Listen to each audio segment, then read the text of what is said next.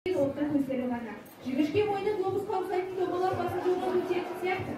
Қандай киім алып берсе де, иығы салбырап кетеді. Қандай шалбар тігіп берсе де, белі кең келеді. Ауылдан жоғары сайдың ішінде шекаралы застава бар болады.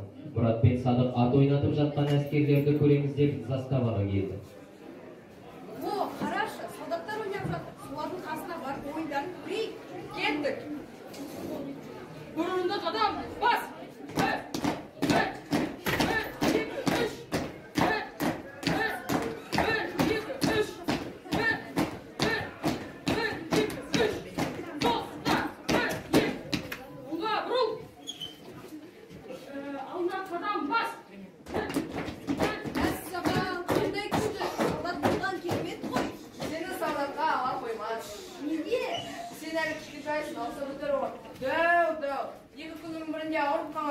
Садықтың сөзіне Мұрат намыстанып, өз денесінің Садықтай толық есек болмағанына іште киіп қалды.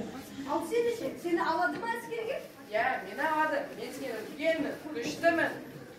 Екеуміздің ойымыз бірде ақ қой. Ал енді күресейік. Мұрат өзін ешкімнен кем санамайды. Жүректі батыл еді. Тәуекелшілдігі мен намысқойлығы да бар болады. Қой, күресек үстіміз болғанады. Ол қыссай. Екеуі шапылсаса кетті. Садықтың әлгі жұмыр саусақтары Мұраттың шеней саусақтарын сығындап ауыртып жіберді. Қасы ауыртылған Мұрат опайлап жүрмеуі үшін бүгіліп, тістеніп алған. Осылай қызықтап тұрғанда күн бұзылып, нөсер жауды. Үйлерінен алыстап кеткен балалар жүгіріп, балшық кешіп әрең жетті. Мұрат пен Садық та үйге қайтты. Уақыт өте берді. Мұрат өсе берді. Ол бастауыш мектепті бітірді. Биылғы жазғы демалысының қалай өткенін Мұрат жетпей қалған секілді.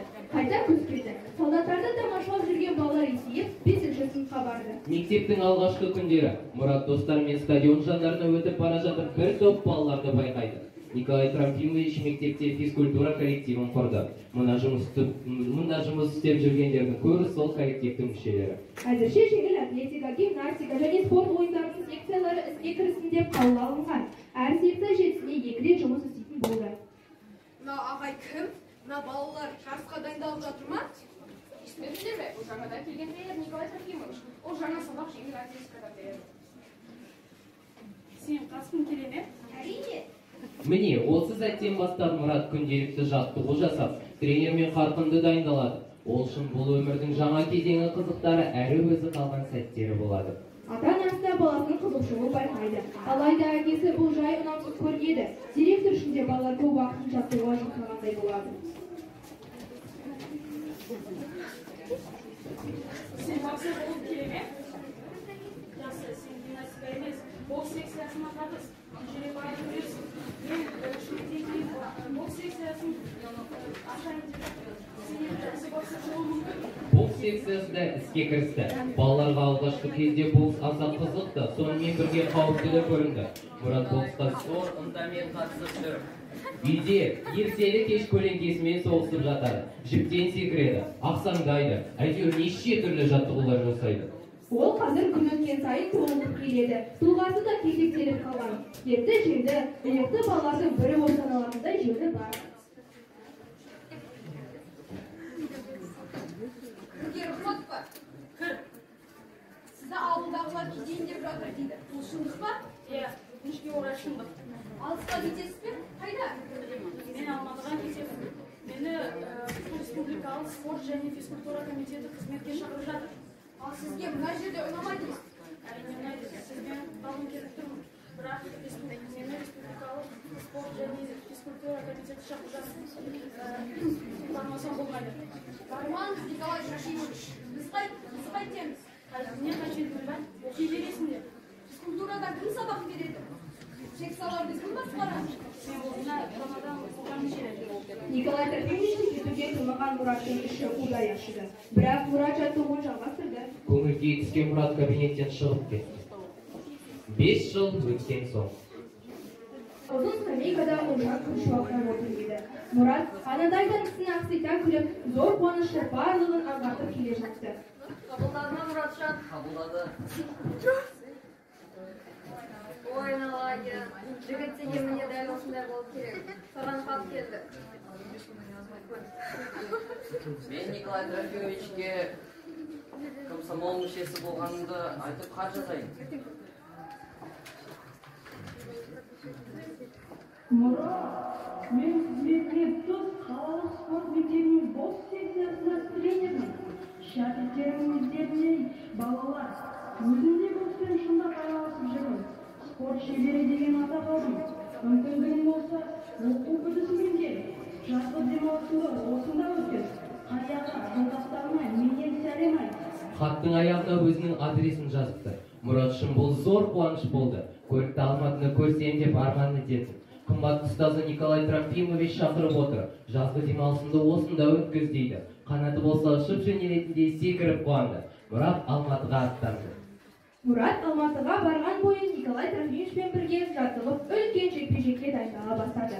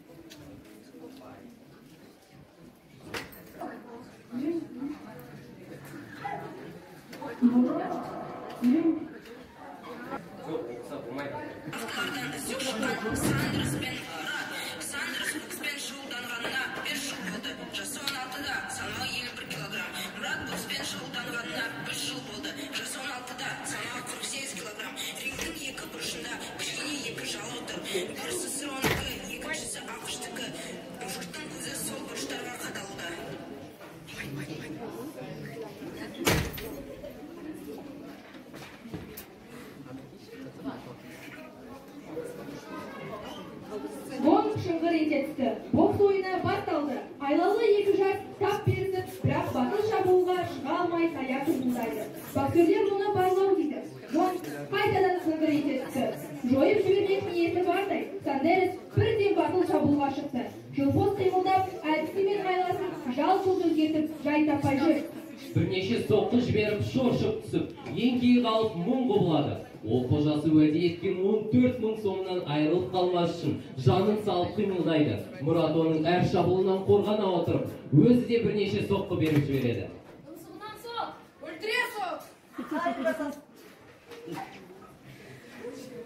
Әр дауыс Сандереске қосымша соққы болып тиді. Құлағы тұнып, қорғанудан шыға алмай қалды. Ал Мұратқа күш құйылып, қуаты артқандай жойқын соққыларды дәл тапсырып жатыр. Сталин жазасын, СССР жазасын. О, давай.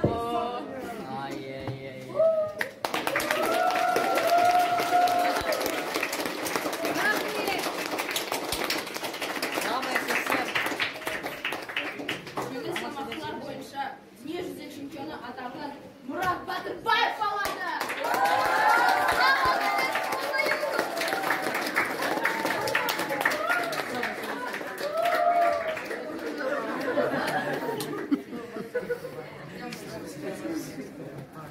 Тән саулығының тамыры тазалықта, Жан саулығының тамыры саулықта. Ахмет Байтұрсынұлы.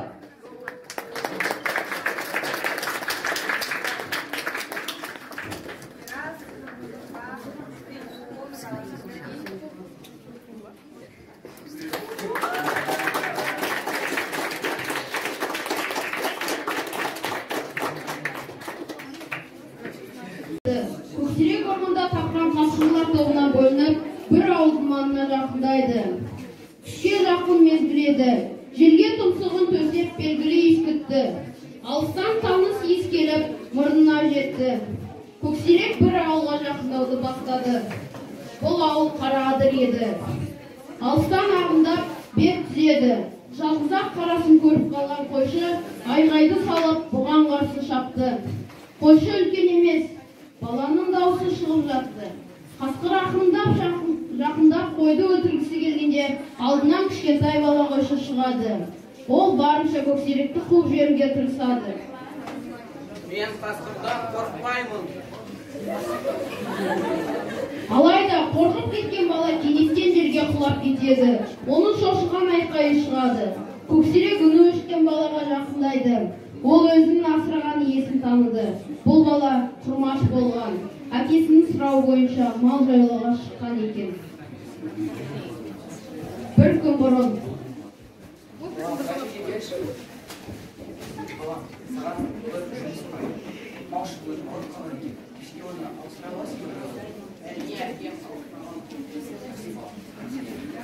Бірнеше күннен кейін Құрмаштың өлімі туралы жаңалық ауылға келді. Құрмаштың әкесі көрші ауылдан өзінің досын аңшы Қасенді шақырды.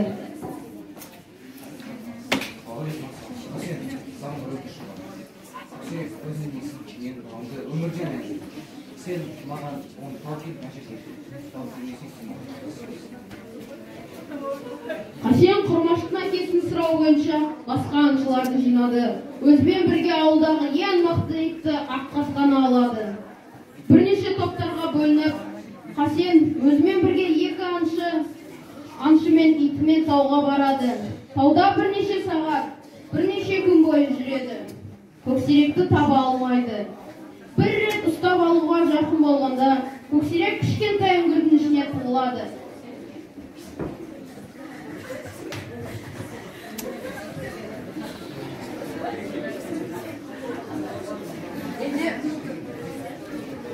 Менде бір ой бар. Бір жылқыны сойып, көксеректің мақына қояйын. Ашқасқыр етті сезіп, оған баратына сырныш.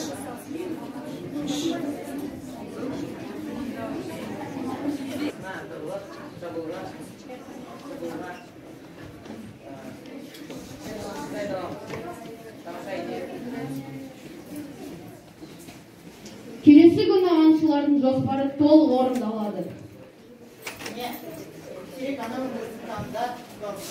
Алдымен Қасен Аққасқаны жібереді. Аққасқа көксеректі қуып жетеді. Ит қасқырға шабуыл жасаған кезде көксерек қарсылық көрсетуге тырысты, бірақ өзінің аяғын ауыртып алады. Аңшылардың толық назары өз күшін көрсеткен Аққасқаға кеткенде, көксерек алып тастардың артына тығылуға тырысады. Алайда бұны көрген аңшылар әлсіз қасқырға жақындауды бастайды. Қасен жуан қамшының сабын көксеректің көмекейіне тығып жіберіп, мұқтап басып тұрып, жуының тұмсығын жоғары қарай қайырып жібереді. Аққасқаның қан басқан тұмсығынан көк шолақты тістер бір-бірлеп шығып кетеді. Қасен жуан қамшының сабын көксеректің көмекейіне тығып жіберіп, мұқтап басып тұрып, жуының тұмсығын жоғары қарай қайырып жібереді. Аққасқаның қан басып аңшылар қарады ауылына оралады. Мен өздеріне ой орындадым.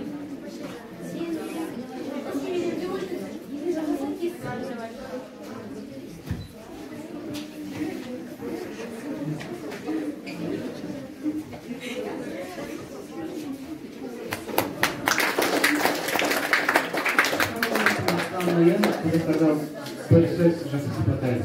Өзін қанша асырасаң да, бәрібір орман жұрты қарап ойды. Мұхтар Алла жәдірге берген сабағы ол жабайы жануарды немесе қасқырдың табиғатын өзгертуге еш қалай да болмайды. Сізге рахмет, сізбен бірге жұмыс істейсіз болды.